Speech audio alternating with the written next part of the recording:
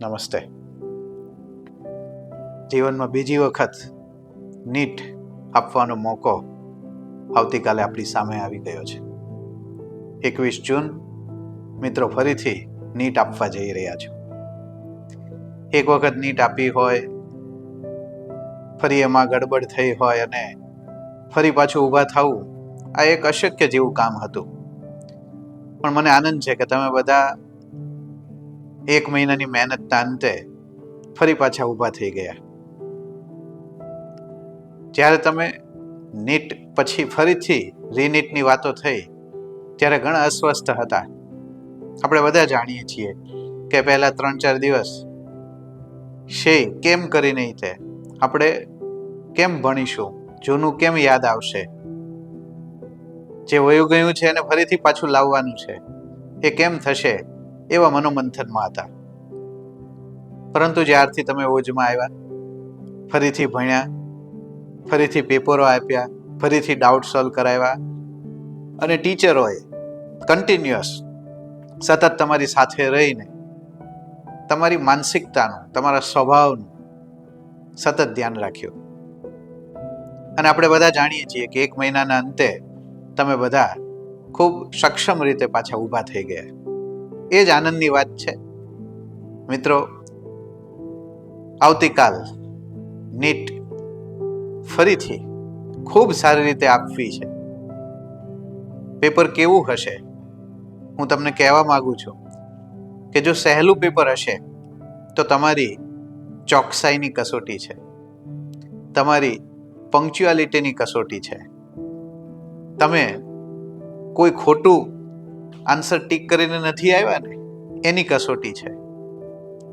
અને બીજો ઓપ્શન છે, જો અઘરું પેપર નીકળ્યું, કોઈ એક કે વધારે સબ્જેક્ટ અઘરા નીકળ્યા, તો મિત્રો તમારી સ્વસ્થતાની કસોટી છે, તમારી સ્ટેબિલિટીની કસોટી છે. જેટલા આવડે એટલા ક્વેશ્ચન સાચા આન્સર ટીક કરીને આવશો તો પણ જંગ જીતી જશો. હું ફરીથી પુનરાવર્તન કરવા માંગુ છું કે જો સહેલું પેપર હશે તો તમારી ચોકસાઈ, તમારી પંક્ચ્યુઆલિટી, ઓછું ભૂલ કરવાની વૃત્તિ એ જીતશે અને એના દ્વારા તમે કોમ્પિટિશનમાં આગળ નીકળી શકશો. અને જો અઘરું પેપર હશે તો તમારી સ્વસ્થતાની કસોટી છે.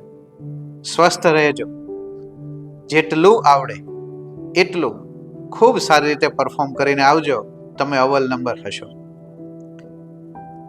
તો ખાસ પેપર જ્યારે હાથમાં આવે ત્યારે આ 2 ઓપ્શન પ્રમાણે તમારું એક્ઝિક્યુશન હોવું જોઈએ. ખૂબ મને ગર્વ છે કે તમે બધાએ ઠેઠ સુધી, છેલ્લા દિવસ સુધી ખૂબ મહેનત કરી, ખૂબ સારી રીતે સ્ટેબિલિટી સાથે આખો સિલેબસ જે પાછળ મૂકી દીધો હતો એ ફરી પાછો રિવાઇવ કર્યો. સંઘર્ષ છે જીવનમાં, આવા પ્રસંગો બધાને નથી આવતા, આટલા બધા સંઘર્ષમય પ્રસંગો, એ તમે આ ઉંમરે જીરવી ગયા અને આવતીકાલે આપણે આપણું બેસ્ટ પરફોર્મન્સ આપવા જઈ રહ્યા છીએ. મિત્રો, ખૂબ સ્વસ્થતાથી, ખૂબ ઇન્ટેલિજન્ટલી પેપરને મેનેજ કરજો.